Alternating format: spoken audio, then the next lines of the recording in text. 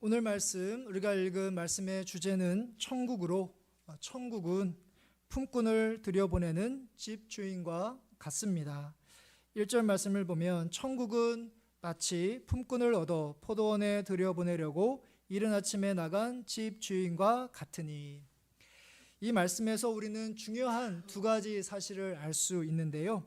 하나는 오늘 말씀의 주제가 천국이라는 것과, 그리고 또 다른 하나는 바로 천국은 포도원 집주인과 같다라는 것입니다.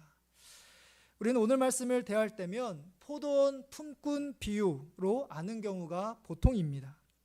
제가 가지고 있는 성경에도 주제를 포도원 품꾼들이라고 적고 있습니다. 그런데 포도원 품꾼들이 오늘 말씀의 핵심 인물이 아닙니다. 포도원 집주인이 가장 중요합니다.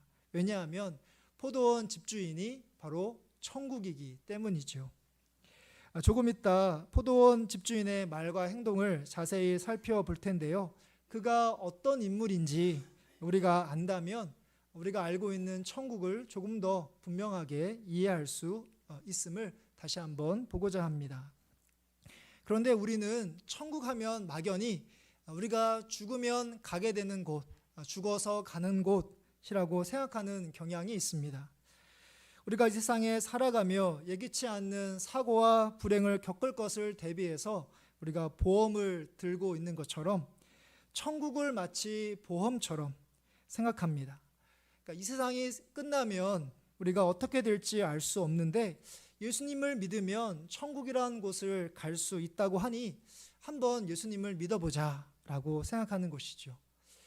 실비보험처럼 유용하게 사용하는 경우가 있지만 그렇지 않은 그런 경우가 제법 많이 있습니다.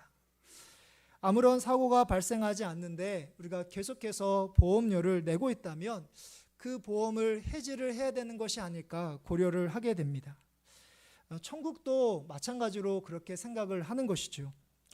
단지 천국은 우리가 죽어서 가는 곳에 불과하며 이 세상에서 신앙으로 우리가 어떤 고통과 고난을 겪는 것이 별로 없다면 해지하고 싶은 그 보험처럼 우리도 천국을 중요하게 생각하지 않을 수 있습니다.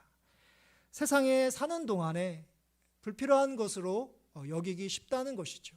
천국 죽어서 가는 곳이기 때문에 그건 죽어서의 일이고 살아서는 크게 중요하게 생각하지 않을 수 있다는 사실입니다. 오늘을 살아가는 많은 그리스도인들이 초대교회 당시 그리스도인들과 달리 확실히 천국에 대해서 관심이 또한 생각하는 것이 적어 보입니다. 천국은 단지 우리가 죽은 후에 있을 먼 아득한 먼 미래의 일로 생각하는 우리들에게 오늘 말씀이 우리에게 새로운 도전이 되고, 오늘 말씀을 통해서 우리가 지금 살아가고 있는 지금 이 순간 현재의 삶 속에서 하나님께서 우리에게 생생한 천국을 맛볼 수 있는 그런 은혜를 우리에게 주시기를 간절히 원합니다. 오늘 말씀에서 천국은 포도원 집주인과 같다고 제가 말씀을 드렸는데요.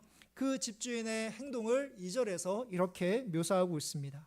2절의 말씀을 보면 그가 하루 한 데나리온씩 품꾼들과 약속하여 포도원에 들여보내고, 포도원 집주인은 포도원을 운영하는데 그곳에서 일할 품꾼들에게 그 당시 하루 일당인 한 데나리온을 주기로 약속하고 포도원에 들여보냅니다. 그가 구체적으로 어떤 말과 행동을 하는지 오늘 말씀 3절부터 7절에서 자세하게 묘사하고 있습니다. 먼저 3절에 보면 제3시가 나옵니다.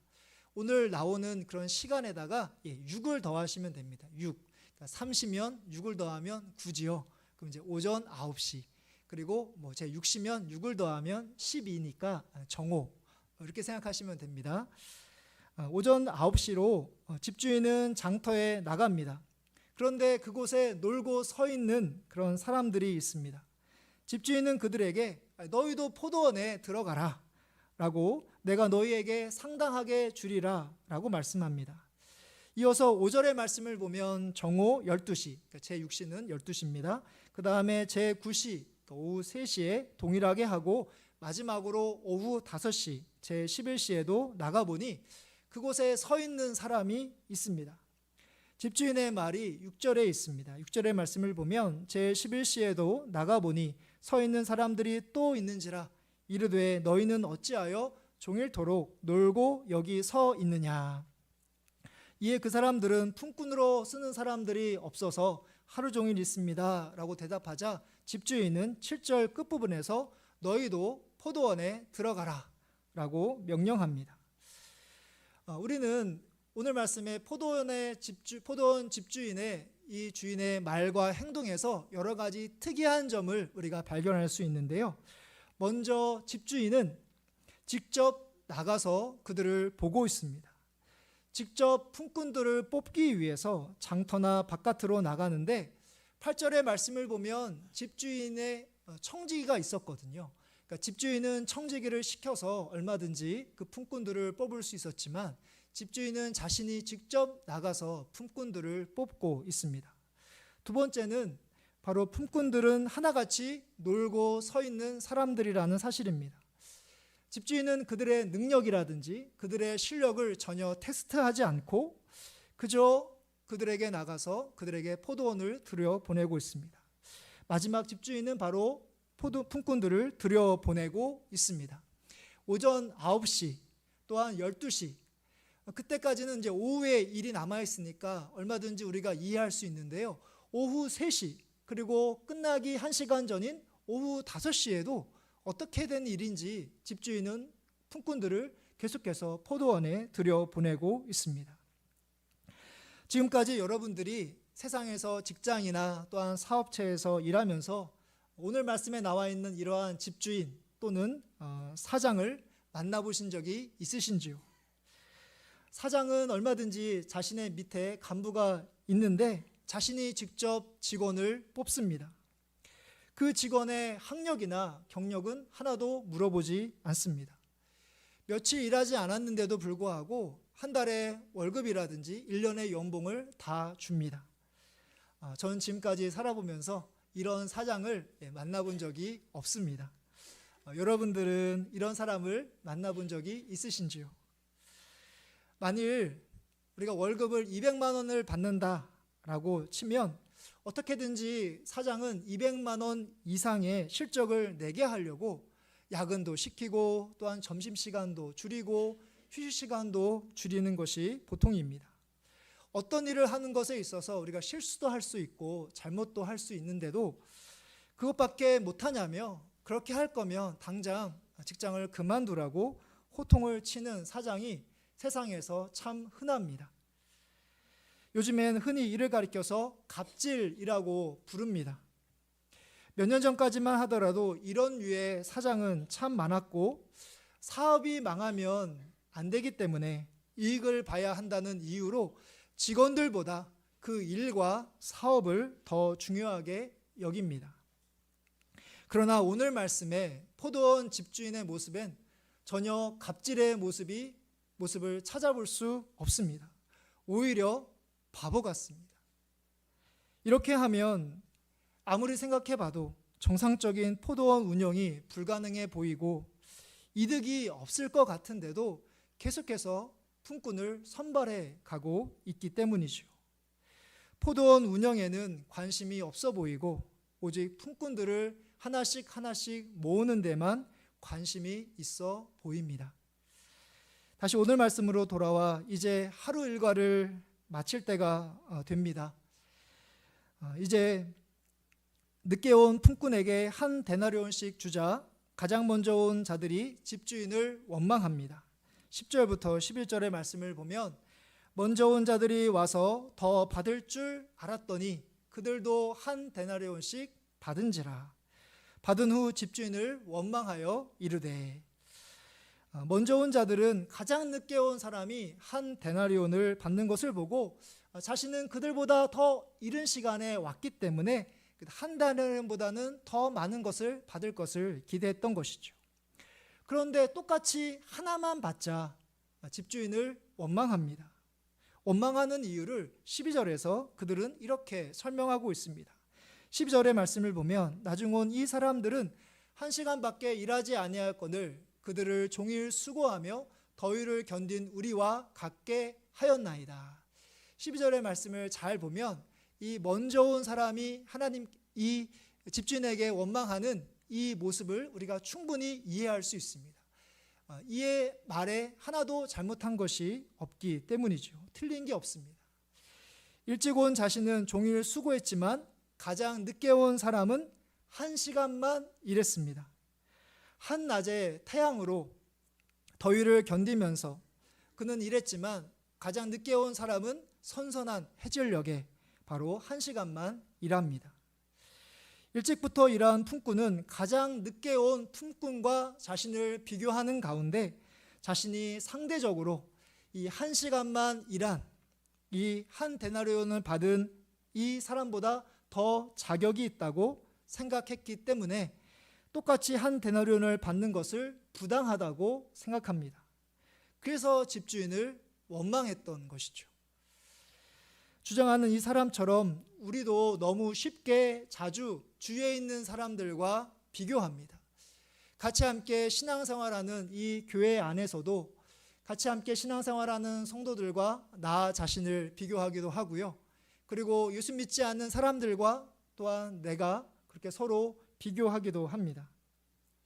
내가 훨씬 열심히 신앙생활하고 봉사하는데 상대방보다 받은 것이 적다고 생각하는 순간 우리는 부당하다고 생각하고 하나님께 쏘아 붙이기 시작합니다. 여러분들의 삶 가운데 최근에 하나님께 원망하고 불평한 일이 있었다면 무엇 때문에 하나님께 그렇게 했는지 한번 돌아보시기를 바랍니다. 분명한 것이 있다면 분명히 바로 여러분들은 다른 사람들과 여러분들을 분명히 비교하셨을 것입니다. 그 사람은 분명히 여러모로 나보다 열심히 하지 않는데도 하는 일들이 잘 되고 가정이 평안해 보이는 것 같아서 여러분들 마음이 불편하셨을 것입니다. 오늘 집주인에게 원망하는 이 사람의 주장이 논리적이고 설득력이 있어 보이는 것처럼 내가 하나님께 이렇게 잘했는데 나는 왜 이렇게 복을 주시지 않느냐라고 하면서 하나님께 원망하고 불평하는 그런 이유와 그런 근거가 내가 생각하기에도 옳다고 생각할 수 있고 또한 제3자가 보기에도 내 생각이 맞다, 충분히 일리가 있다라고 그렇게 인정을 받을 수 있습니다. 그러나 내가 옳다고 스스로 생각하고 다른 사람들이 나를 인정해 주면 그게 뭐가 있을까요? 그러면 뭐 할까요? 결국 우리는 하나님을 원망하게 되고 하나님께 불평하게 되니까 말이죠. 우리가 아무리 나의 옳음이 내게 결코 하나도 유익한 것이 없이 우리는 그저 다른 사람들과 비교하면 원망할 수밖에 없고 불평할 수밖에 없다는 것을 꼭 깨달을 수 있기를 바랍니다. 주인은 원망하는 그 품꾼에게 약속한 것을 지켰기 때문에 자신은 잘못한 것이 없다라고 대답합니다. 13절 말씀을 보면 주인이 그 중에 한 사람에게 대답하여 이르되 친구여 내가 내게 잘못한 것이 없노라. 내가 나와 한 데나리온의 약속을 지키지 아니하였느냐. 약속이라는 이 단어가 2절 말씀에도 다시 한번 나옵니다. 2절의 말씀을 보면 그가 하루 한 데나리온씩 품꾼들과 약속하여 포도원에 들여보내고, 포도원 주인이 바로 품꾼을 고용할 때 한 데나리온을 주기로 약속한 것을 그대로 지켰기 때문에 자신은 잘못한 것이 없다라고 그렇게 설명합니다. 자신이 잘못한 것이 없다는 것을 15절의 말씀을 보면 자신이 선하다, 결코 악하지 않다라고 이야기를 하고 있습니다. 15절의 말씀인데요. 15절의 말씀을 쉬운 성경으로 제가 읽어드리겠습니다. 내 것을 가지고 내 뜻대로 하는 것이 무슨 잘못이요? 내가 자비로운 사람이라서 당신의 눈에 거슬리요. 내가 자비로운 사람이다 라고 포도원 주인이 자신을 소개하고 있습니다. 포도원 주인은 정말 그 사람에게 정말 자비를 베풀었습니다. 한 데나리온을 주기로 약속할 때 포도원에 들어가는 것 외에는 그 어떠한 조건도 달지 않습니다. 또한 일한 다음에 그가 얼마나 열심히 수고했는지 한 데나리온을 받을 만한 그런 자격과 수고와 열심이 있었는지도 결코 묻지 않습니다. 그냥 한 데나리온을 줍니다. 그리고 포도원 주인 입장에서 네가 하루 종일 나가 놀고 있는 그런 너를 품꾼으로 썼지 않느냐, 나 아니었다면 누가 너를 썼겠느냐며 자신이 한 행동에 대해서 결코 상색을 내지 않습니다. 우리는 삶을 살아가면서 약속을 지킨다는 것이 참 쉽지 않다는 것을 우리는 잘 압니다. 다른 사람이 약속을 지키지 않으면 그것은 우리가 마음에 잘 간직하고 있으면서도 내가 다른 사람들과 한 약속은 쉽게 어기고 또한 약속을 취소하는 경우가 참 많습니다. 내가 하기 힘들어지거나 또한 내가 말을 했지만 약속했지만 내가 손해를 볼 것 같으면 그 한 약속을 우리가 얼마든지 없었던 것으로 해버리고 또한 그렇게 취소해버리는 것이 우리들의 모습이고 지금까지 살면서 참 약속은 많이 했지만 그 약속들을 많이 지키지 않았구나라는 것을 다시 한번 깨닫게 됩니다. 그리고 우리는 다른 사람에게 해준 것이 있다면 그 사람들로부터 인정을 받고 싶어 합니다. 더 나아가서 생색을 내면서 나니까 너한테 이렇게 해준 거야, 나니까 너에게 사랑을 베풀어 준 거야, 섬겨준 거야, 그러니까 알았지? 라고 하면서 다음 기회에 내가 무언가 보상을 받을 수 있는 그런 기회의 여지를 남겨놓는 것이 바로 우리의 모습입니다. 그런 점에서 오늘 말씀에 나와 있는 이 포도원 주인은 우리와는 전혀 다른 성정을 가지고 있다는 것을 깨닫게 됩니다. 그는 철저하게 약속을 지켰고요. 그리고 그 품꾼들에게 그 어떠한 대가도 생색을 내지 않습니다. 이제 오늘 말씀에 나와 있는 등장인물이 누구인지 여러분들에게 밝힐 시간이 되었습니다. 포도원 집주인은 우리가 예상하듯이 바로 하나님이십니다. 품꾼들은 우리처럼 하나님의 구원을 받은 사람들입니다. 그리고 모든 사람들에게 동일하게 한 데나리온을 주고 있는 것은 뭐냐면 바로 저나 여러분들이나 바로 구원을 받은 그 양이, 그 분량이 똑같이 일정하다, 같다라는 의미를 우리에게 내포해 주고 있습니다. 하나님은 아담과 하와가 죄를 지어 이 세상에 죽음이 들어온 이후에 예수 그리스도를 우리에게 보내주셔서 구원받게 하실 것을 약속해 주셨습니다. 창세기 2장과 3장에 보면 아담과 하와가 죄를 범하는 선악과를 따먹는 사건을 저희가 지난달에 같이 함께 살펴보았는데요. 바로 이어서 3장에 보면 바로 하나님께서 예수님을 이 땅에 보내주셔서 바로 우리에게 구원해 주실 것이다 라고 약속하시는 그런 말씀을 하는 것을 우리가 확인해 볼 수 있습니다. 하나님께서 아담과 하와가 죄를 지었고 또한 죄를 지으면 죽을 수밖에 없다라고 하셨는데 하나님은 그들을 죽도록 내버려 두시는 것이 아니라 바로 예수 그리스도를 약속하셨고 예수 그리스도를 믿는 사람들을 구원해 주실 것이다 라고 그렇게 이미 창세기 3장에서 약속하고 계십니다. 하나님의 약속이 분명히 있음에도 불구하고 약속을 받은 우리들은 그 약속을 잊어버리고 또한 옛 모습으로 삶을 살아가고 자기가 원하는 대로 그렇게 지내면서 삶을 살아갔던 것이죠. 사람들은 하나님의 그 구원의 약속을 잊어버렸는지 모르지만 그러나 하나님은 우리를 구원하시고자 하시는 그 약속을 결코 잊은 적이 한 번도 없으십니다.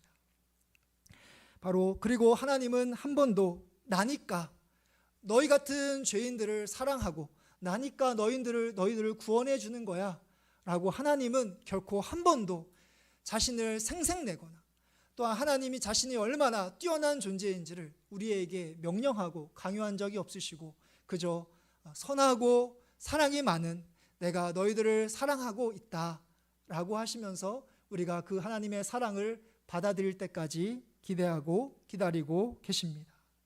바로 우리가 이러한 하나님의 사랑을 받은 자라는 것을 꼭 기억하시기를 바랍니다. 말씀을 마무리하고자 합니다. 오늘 말씀을 우리가 대할 때면 나는 도대체 몇 시에 부름을 받은 품꾼인가? 라고 우리가 한 번쯤 생각해 보게 됩니다. 젊었을 때 구원을 받은 예수님을 믿게 된 사람들은 나는 오전 9시가 아닐까. 또한 40, 50대 중년에 예수님을 믿은 사람이라면 나는 정오일 거야. 또는 그 이후에 하나님을 믿게 된 사람들은 오후 3시, 그리고 생을 마치기 얼마 전에 예수님을 믿게 된 사람들은 오후 5시라고 생각할 수 있을 것입니다. 나는 하나님께서 일찍 불러주셔서 열심히 평생 교회를 위해서, 하나님을 위해서 수고해서 그런 구원을 받았는데, 누군가를 보니까 죽기 직전에 예수님을 믿습니다 라고 그렇게 고백해서 구원받는 모습을 보면 좀 속상해 보이기도 하고, 이럴 줄 알았으면 내가 늦게 예수님을 믿은 게 낫겠다라고 생각하시는 분들이 계실지 모르겠습니다. 좀 공평해 보이지 않고, 젊었을 때부터 예수님을 믿게 된 것이, 수고한 것이 좀 공평하지 않은 것처럼 보이고, 왠지 손해를 보는 것처럼 그렇게 생각하는 분이 계실지 모르겠습니다. 그런데 오늘 말씀을 유심히 잘 보면 충격적인 그런 사실이 있는데요. 사실은 오전 9시 이전에 이미 포도원 주인이 포도원에 들여보내는 그런 품꾼들이 있었다는 그런 사실입니다. 오늘 말씀 3절의 말씀을 보면 3절의 말씀입니다. 또 제3시에 나가보니 장터에 놀고 서 있는 사람들이 또 있는지라. 3절에 보면 또 제3시에 나가보니, 그러니까 오전 9시 전에도 이미 포도원 집주인이 나가서 포도원 품꾼들을 불러 모으기 시작했다는 사실입니다.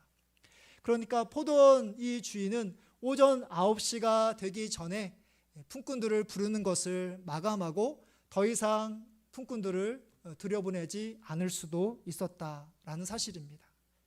그렇다 하더라도 그게 하나님의 뜻이라면 우리는 할 말이 없습니다.